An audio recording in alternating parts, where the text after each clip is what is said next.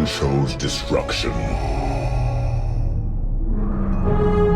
They incited rebellion and anarchy, and paid the price. Since the early 80s, Star Wars has been a constant in gaming, with numerous entries spread across a wide range of genres, including first-person shooters, RPGs, and plenty of flight combat games.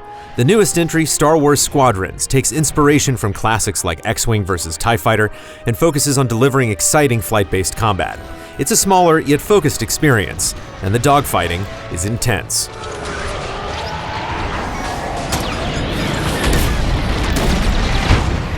Squadron's story takes place after the events of Return of the Jedi and follows two squads on opposite sides of the war: Vanguard Squadron of the New Republic and Titan Squadron of the Galactic Empire. The overall plot is nothing special, but it's told fairly well and gives you some nice perspective on both sides of the war. Vanguard Squadron's reputation for bravery and integrity is unrivaled, which is why, effective immediately, we have been reassigned to an initiative codenamed Project Starhawk. However, it's the characters that will have you more invested than you might expect.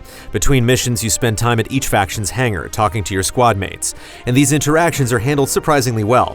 Frisk, for example, is a loudmouth Trandoshan who joined the rebels when a death mark was placed on him for scamming an Imperial governor. Meanwhile, Shen is a stoic and mysterious Imperial pilot who never takes off his helmet.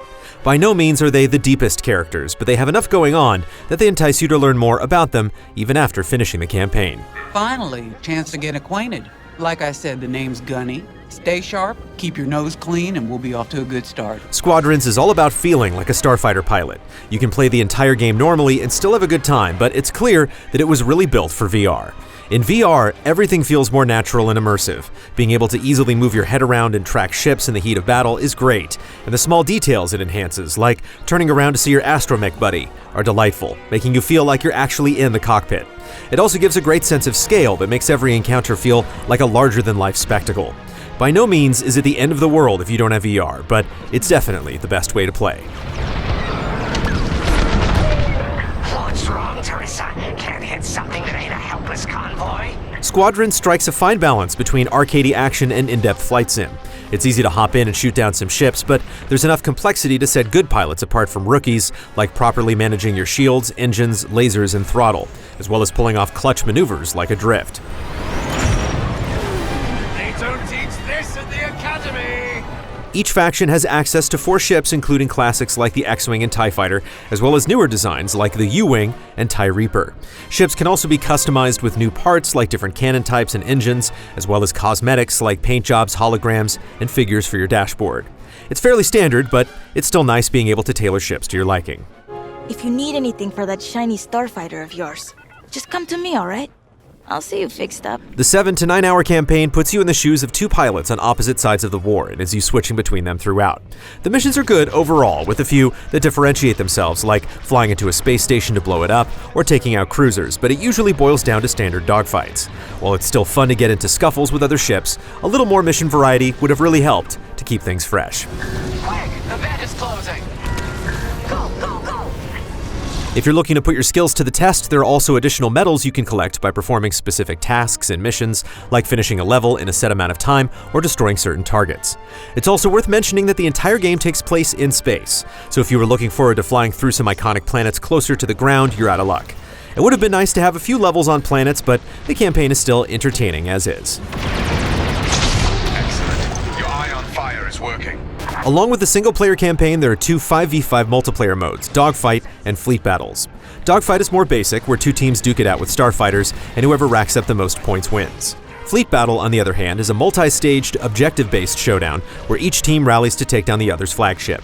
It's by far the more interesting of the 2, since it requires more strategy and coordination with your team, and it makes you feel like you're part of a huge battle rather than a small skirmish.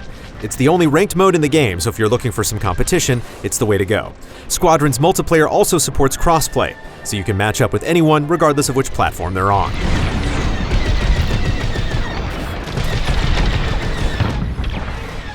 There are a few additional rewards you can earn in multiplayer by completing daily challenges, like evading a certain number of missiles as an A-Wing or TIE Interceptor.